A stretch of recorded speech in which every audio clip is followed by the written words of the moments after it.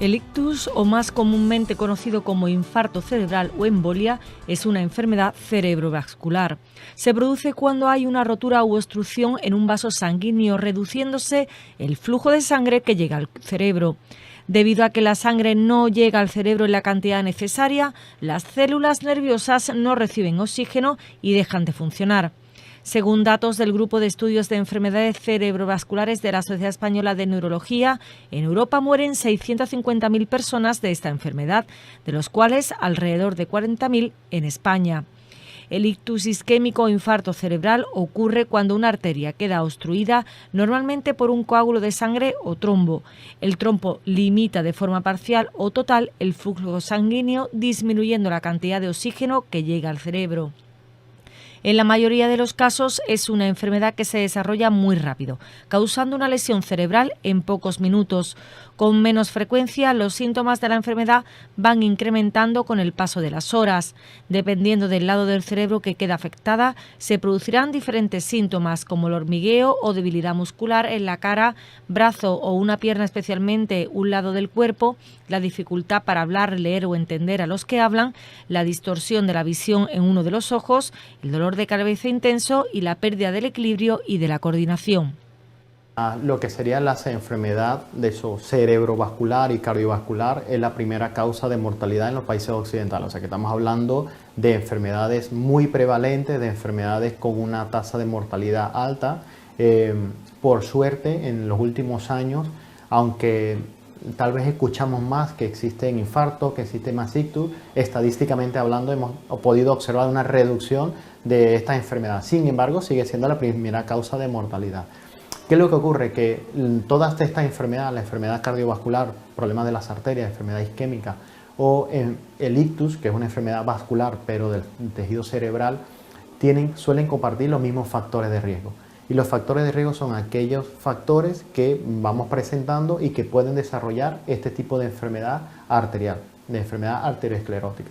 Y normalmente lo que hemos dicho, ¿no? Alimentación, obesidad, sedentarismo, estrés, colesterol alto, diabetes, tabaquismo, todos esos factores se van acumulando, lo multiplicamos por el factor tiempo y en ese factor tiempo pues es cuando van generando todas estas lesiones, todas estas placas a nivel del corazón, de las arterias, produciendo angina o infarto, o a nivel del cerebro produciendo ictus isquémico, ¿no?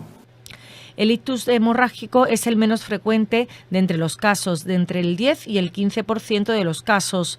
Se produce al romperse ese vaso sanguíneo, la vena o la arteria, derivando en una hemorragia dentro del cerebro. El oxígeno deja de llegar al cerebro, por lo que las células nerviosas dejan de funcionar y mueren en pocos minutos. Otra causa importante del ictus es la fibrilación auricular. Es el tipo de arritmia más frecuente y afecta a más de 650.000 españoles, suponiendo un gran problema de salud y aumentando el riesgo de sufrir episodios cardíacos. Un ictus leves es cualquier ictus que causó discapacidades menores, como por ejemplo la dificultad para mover las manos, pero que en general puede moverse correctamente.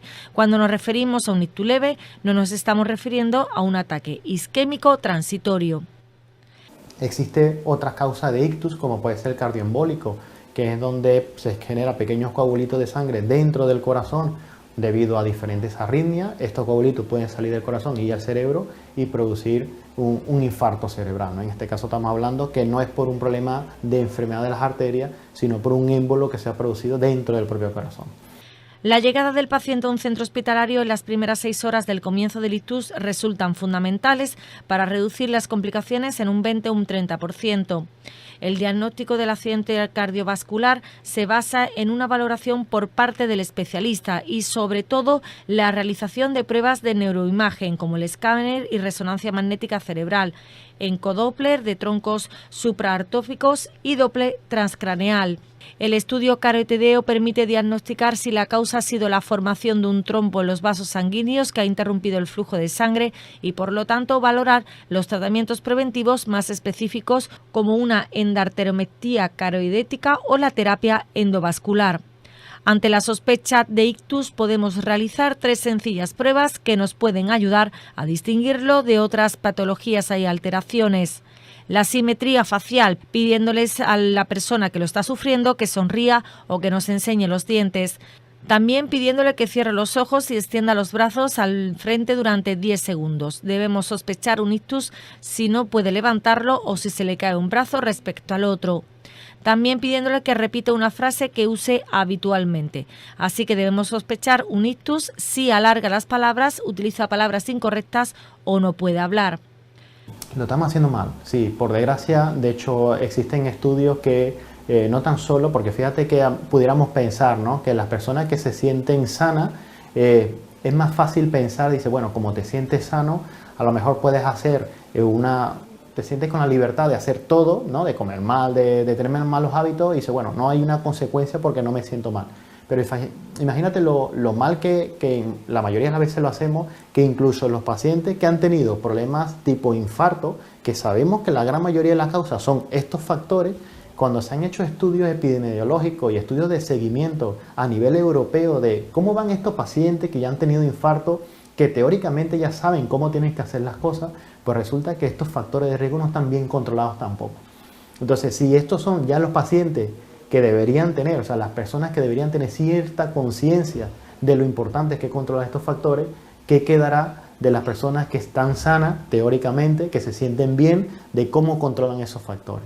Por eso digo que cuando comenzaba te decía que vivimos en el mundo occidental en una sociedad enferma por este sentido, ¿no?, de que realmente creemos que va todo bien, pero realmente en la gran parte de la mayoría no lo estamos haciendo tan bien como creemos. La prevención debe hacerse a cualquier edad, pero sobre todo a partir de los 45 años, a fin de identificar los factores de riesgo, que son la hipertensión arterial, las enfermedades cardíacas, la diabetes, el aumento del colesterol, el consumo de alcohol, tabaco o drogas, el sedentarismo y la obesidad.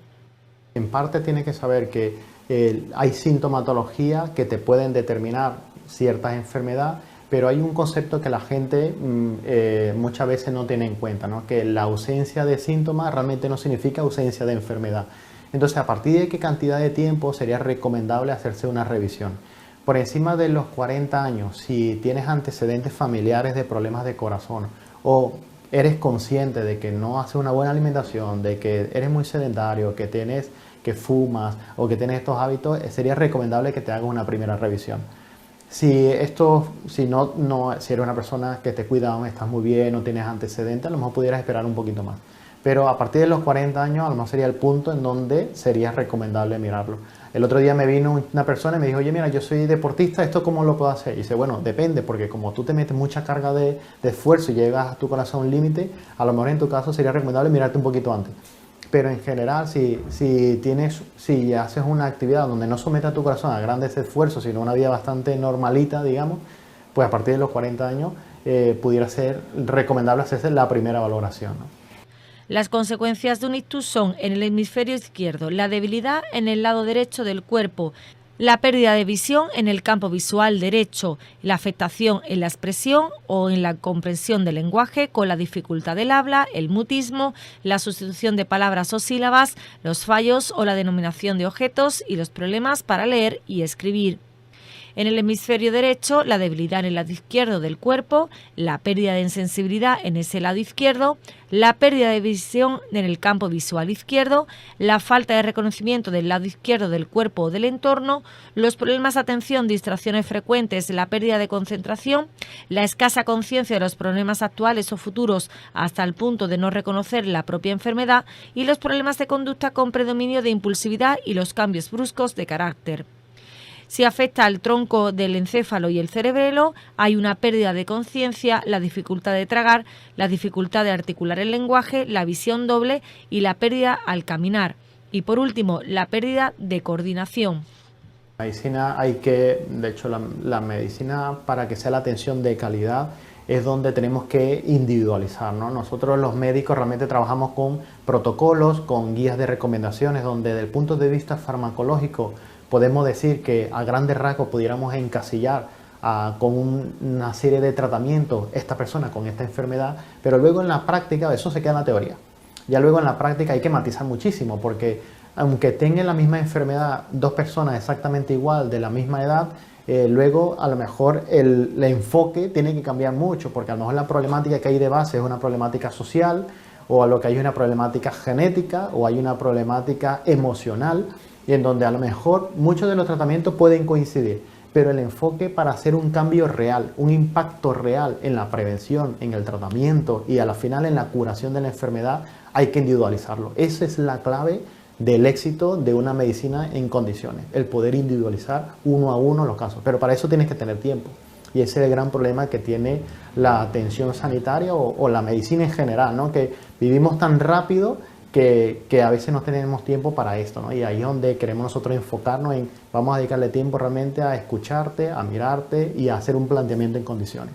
Es importante tratar los ataques cerebrales lo más rápido posible. Los anticoagulantes pueden usarse para detener un derrame cerebral mientras que está ocurriendo, disolviendo de forma rápida el coágulo de sangre. Lo importante es cuidarse y controlarse y, sobre todo, que nos cuiden.